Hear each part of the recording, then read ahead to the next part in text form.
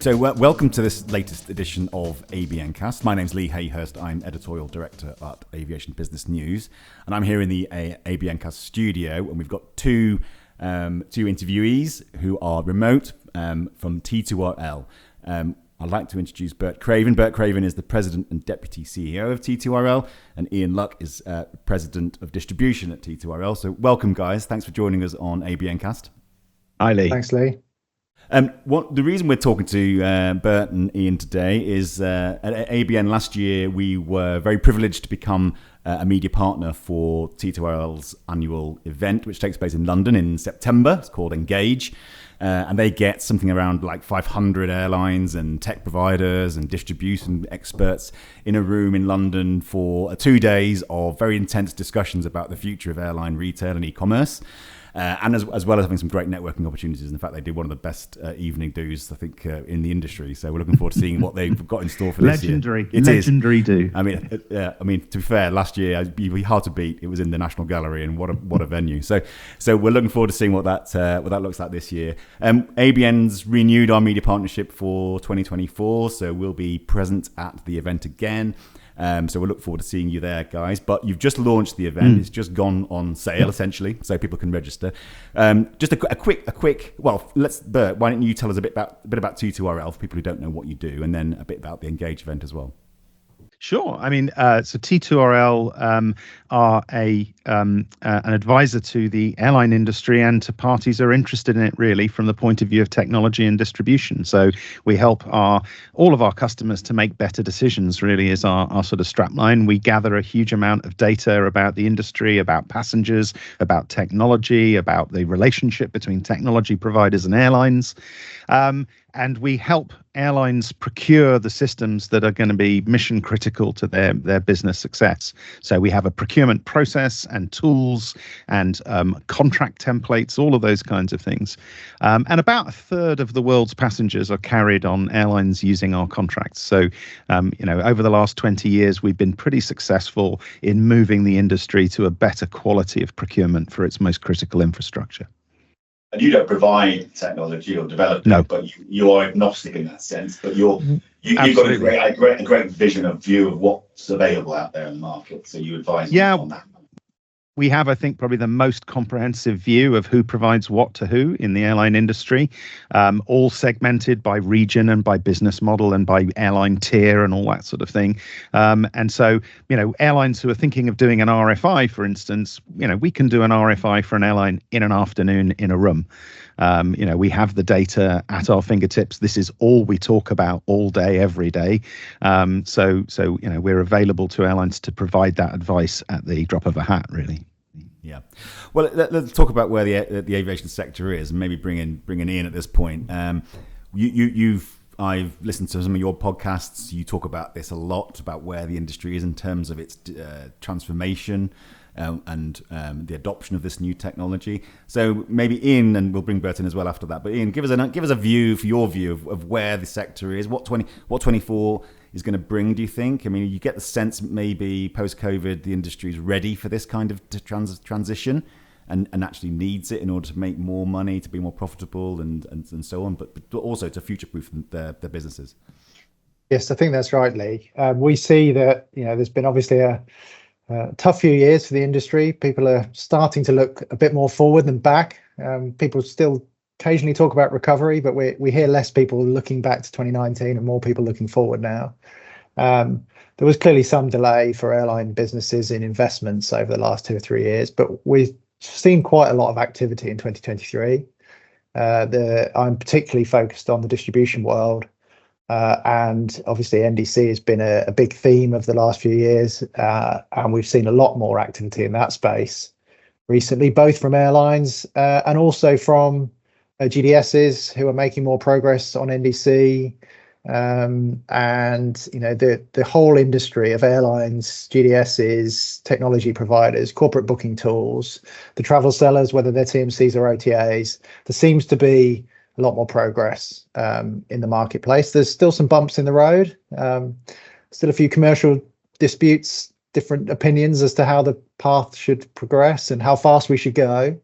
But I think there's a very good amount of engagement on trying to move this forward. There's a lot of jargon involved in this area, and NDC stands for New Distribution Capability. It's been around, God knows, a decade, has it? Since IATA brought it. 12 years. 12 years, isn't it, Bert? Right, and counting. I get the sense, and I think this is probably fair, that we've now beyond the sort of discussion about whether we do NDC, and it is now kind of happening. And it's kind of been a forerunner. I think we've spoken about this before, actually, Bert. It's been a forerunner to the change that's going to now happen with transforming the entire order, offer, settle, manage, and deliver aspect of. And is that fair? Do you think now NDC is settled? It's maybe not being fully adopted yet, but it's definitely in place. Technology has been proven, and it's now being used. So does that augur well for the speed at which the next stage will be adopted? Yes, I mean, there isn't a conversation going on about if NDC anymore. It's just about when and how fast and what level we can penetrate in each market with new types of offers. So a huge amount of groundwork has been done, and investment made in offer, and a number of carriers are now reaping benefits of these offers. But the rest of the offer, order, settle, deliver, as we call it, has to now follow suit. So we've taken some strides forward in one area, and now the others have to follow. This year is really momentous. There's a great sense that rubber is really starting to hit the road. We've seen some of the first contracts signed for the next generation of airline passenger system. We've seen a lot of announcements from vendors about investments they're making in their future technology stacks. And I think everybody now, all of the airlines we're talking to are sort of trying to work out, where's our business case coming from? What does our timeline and roadmap look like? Are we going to have to change provider, or can we stay with the same provider? All of those questions, but with just a little bit more urgency, because there's a genuine sense that the market is starting to move.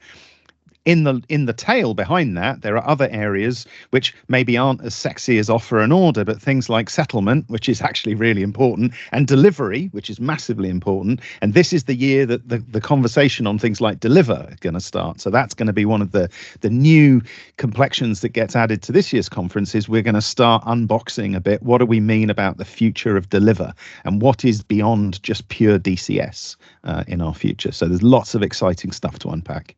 Yeah. So the deliver part is you created the offer, you've offered it, you've personalized it essentially, but you've actually got to then get that to the customer, and they've got to purchase it and then obviously experience it. Well, it is the customer who's being delivered, if you want to think of it that way. Is they've paid you to transport them from A to B, but what they've paid for you increasingly is quite a complex set of services. Everything from catering to in-flight entertainment, Wi-Fi, airport experience, but beyond just the pure logistics of travel. And one of the justifications for airlines becoming more sophisticated retailers is to be able to include more and more third-party content, which offer and order is allowing us to do, but it now means our fulfillment becomes more complex. There are now more parties involved in fulfilling that offer and order.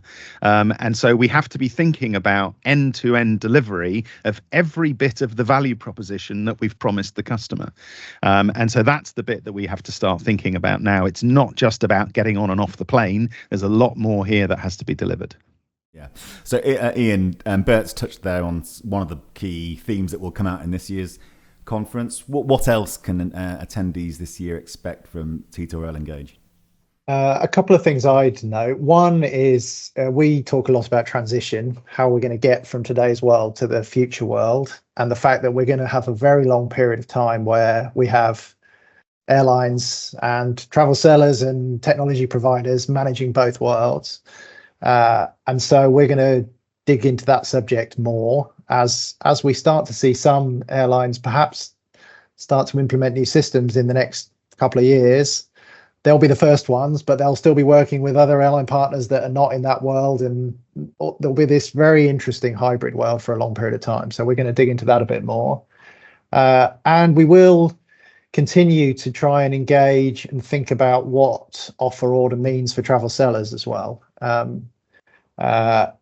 Travel sellers maybe don't understand or haven't been engaged as much on offer order yet as NDC. Offer order is following along a bit. And it may be that in some ways it's more of an airline thing, offer order. NDC was very clearly something that sat between the two parties. But if we imagine a world without P&Rs and tickets, the booking references that have been around since the CRS started. The dawn of aviation, really. Yeah, since the dawn of commercial aviation.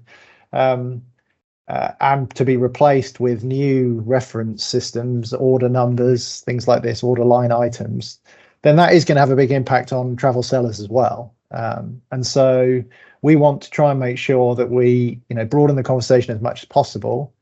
And that although a lot of the work on offer, order, settle, deliver, the heavy lifting sits between the airline and their vendors, we do want the view of travel sellers to be taken into account. We want to get their feedback into this process, so that their particularly their technology thoughts are kind of brought in from as early as possible. On your last podcast, which I listened to earlier, the journey from revenue management to dynamic offers, you guys didn't do that, but Ian Tunnicliffe, your colleague, asked about airlines that are sort of leading the way in this, and a number were mentioned on that episode: United, LATAM, BA, Singapore, Lufthansa, doing this stuff already. So it's actually happening, and they were more the sort of the tier one. The view maybe is that the tier ones will move first, and it'll sort of filter down to the other airlines. Is that how you see this change happening? That the tier ones will go first, and then tier two, or will we see some people coming out of sort of left field? Maybe some startup airlines. You look at what's happening in Saudi Arabia. There's no legacy there, so they can come in and do this from scratch. Where do you see the sort of real dynamism in this area? The big carriers are the ones that get all the attention. So when they make announcements about changes, that gets a lot more focus. I think actually from the mid-tier airlines there has been a lot of investment, but perhaps slightly less fanfare. And I think you're right to call out startups and changes. Places where there's less legacy, there is definitely greater opportunity to adopt these new standards and implement them and reap the benefits faster. So I think everybody's going to be watching what happens in that market in terms of new airlines coming to market. And there will be a whole class of airlines who have perhaps less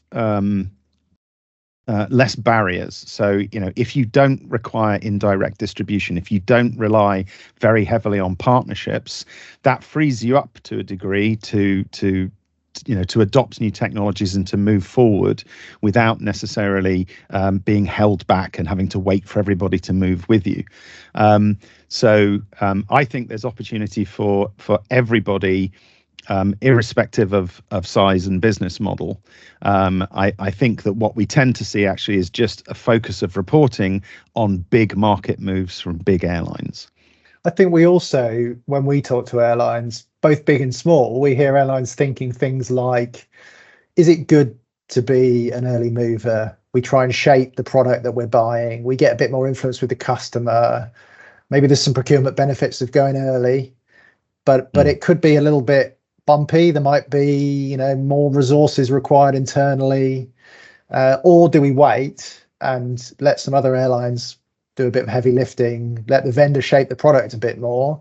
We'll know a bit more what we're buying later on, but we get a bit less choice and influence over what those products will be. And once the vendor's got an established product, then maybe the influence we have is a bit less. So I think both big and small airlines think about this in different ways, partly depending on that.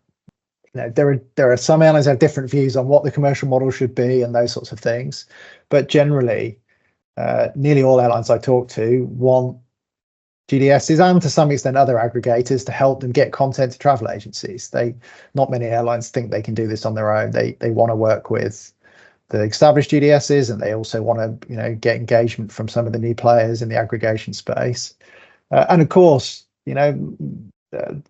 all the GDSs to some extent, some more than others, but they all have technology businesses that work with airlines as well, and they're all heavily engaged on the airline technology side. The creation of these new offers, all of the new systems that airlines need to create this content, as well as the distribution of it. So I think all of the GDSs are partly in different ways based on their business, but they're all heavily engaged in both NDC and thinking about what the transition to offer order means and the products that they can bring to market that will serve customer needs and help them move forward. Yeah. Before we started this, actually, Bert and I were having this conversation in relation to the adoption of technology in more the engineering side of things, the maintenance and repair, back office stuff, the real operational side of it. And of course, aviation and the airlines have to be extraordinarily conservative around this because this is core stuff. It's safety first, etc. And the industry is like that. So you can see the industry is often slow to change in that area.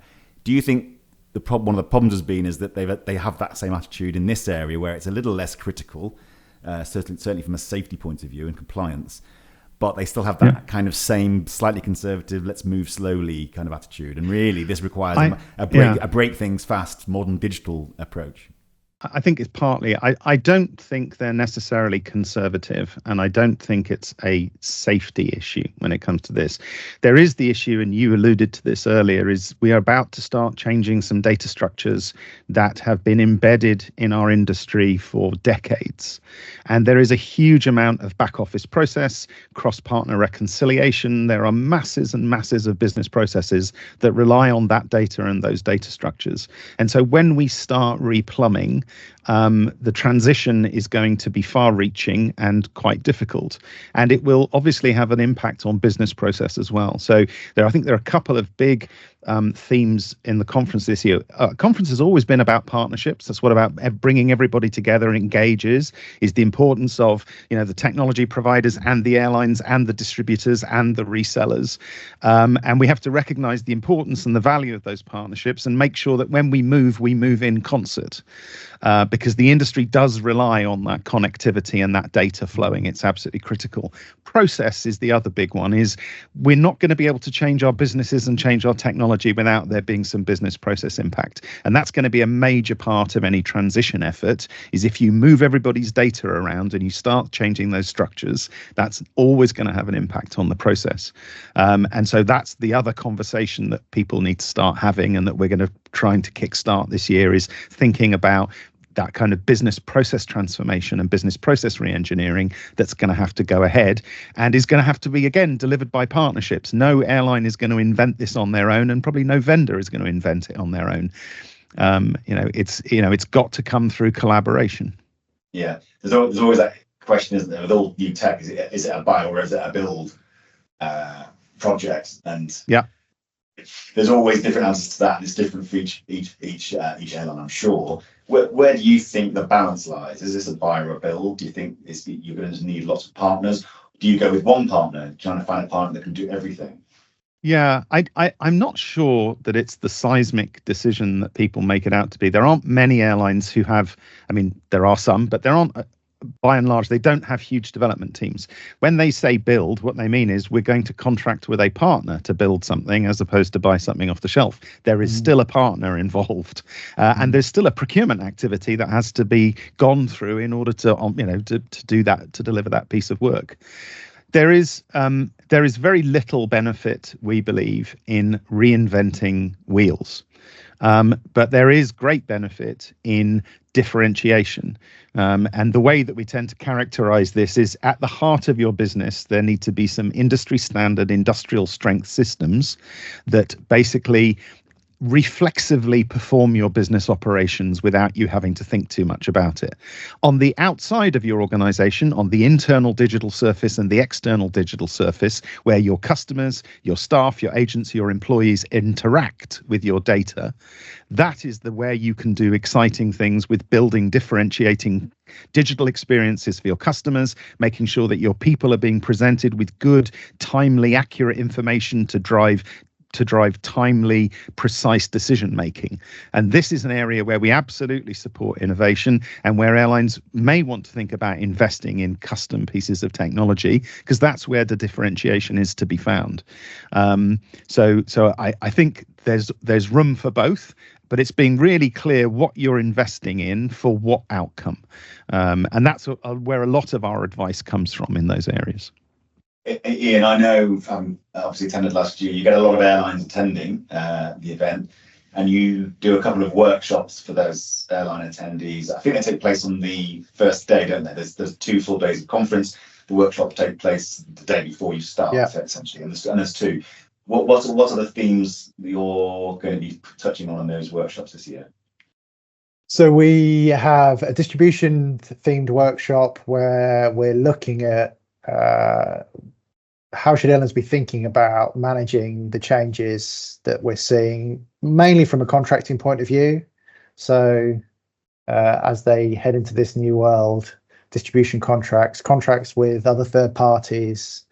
We're going to touch a little bit on perhaps some regulatory things. We've had some interesting things of airlines being raided or complaints from various groups about different behavior. We won't dig into any particular individual examples, but there's some themes that kind of play into how airlines should be thinking about setting up their contracts and managing how they distribute content.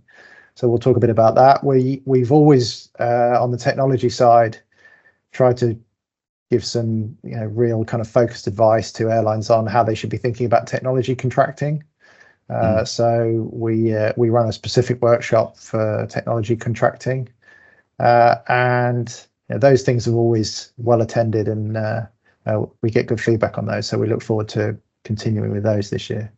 Yeah, I know they're very interactive sessions though, and that's really, and to be fair, the whole conference is designed to be as much interactive as possible, and that's the best. I feel always best conferences try and generate a lot of interactivity, but and because essentially no one's got all the answers, and it's essential that people do talk and collaborate.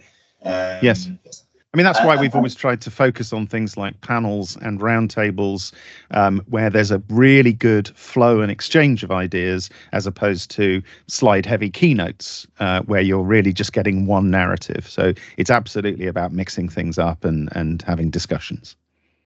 And that's key to do that face to face. So obviously, not long ago we couldn't do face to face. We won't discuss why, because we all know. But to be doing this face to face, why is that so essential to get people in a room together, so that we actually see the colour of each other's eyes and get to actually see people and collaborate in that way?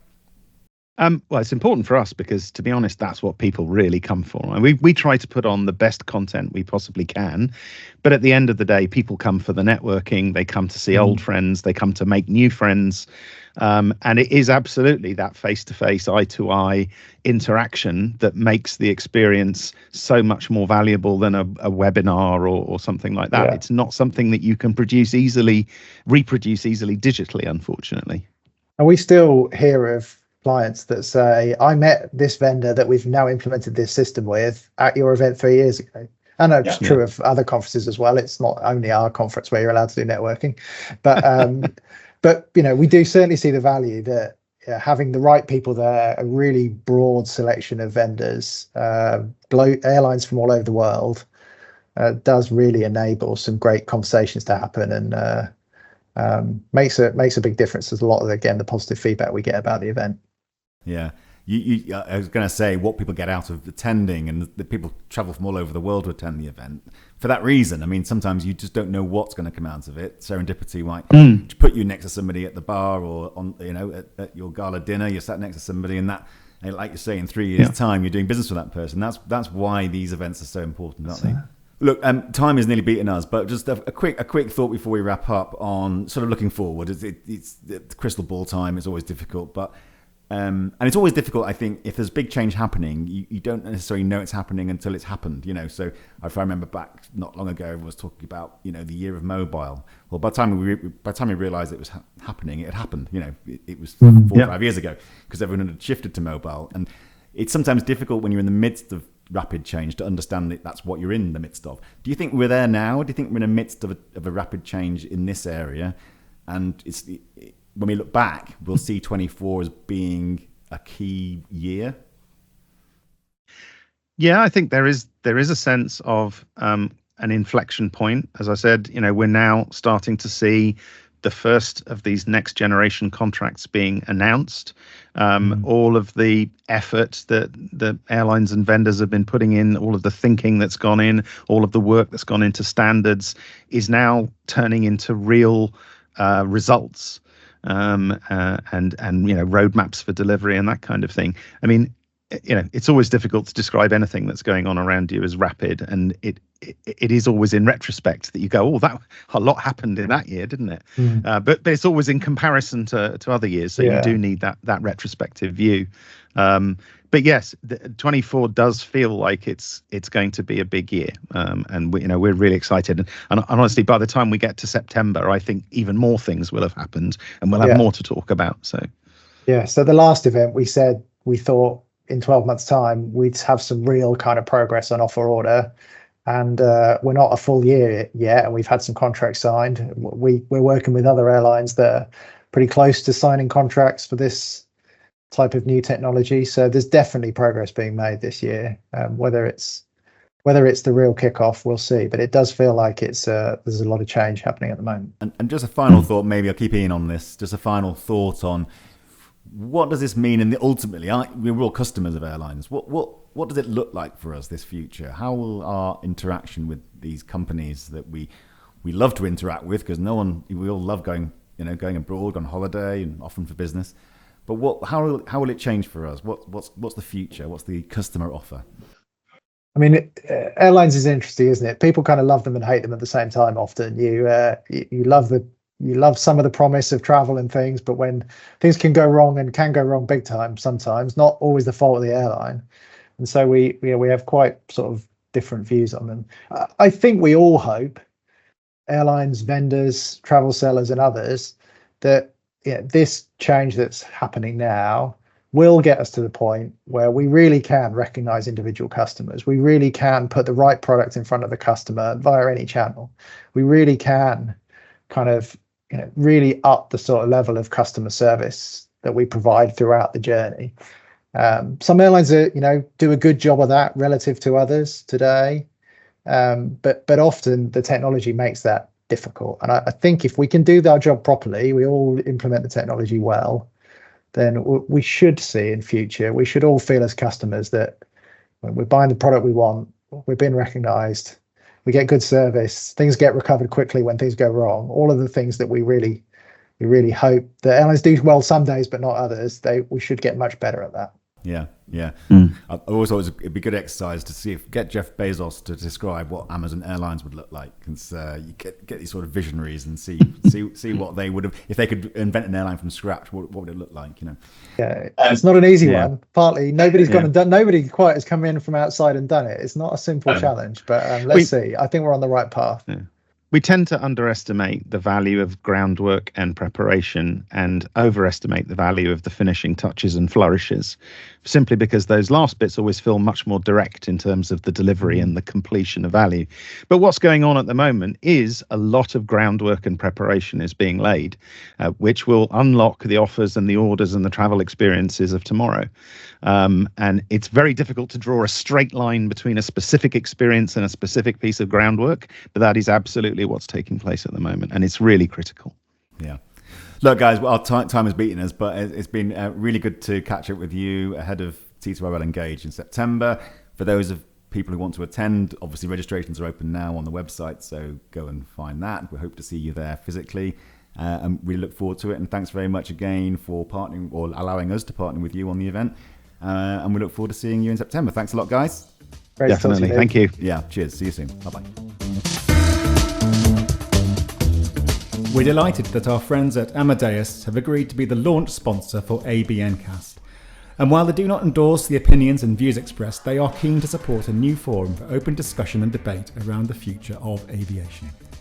Amadeus's technology powers the global travel and tourism industry, inspiring more open ways of working, more connected ways of thinking, always with an eye on how the industry can evolve, on how the travel industry can better serve travellers, bring people together, explore new experiences, and do business. Travel should be meaningful and personal, and it must be centred around the traveller, which is why Amadeus is investing to create their technology to put more power into people's hands.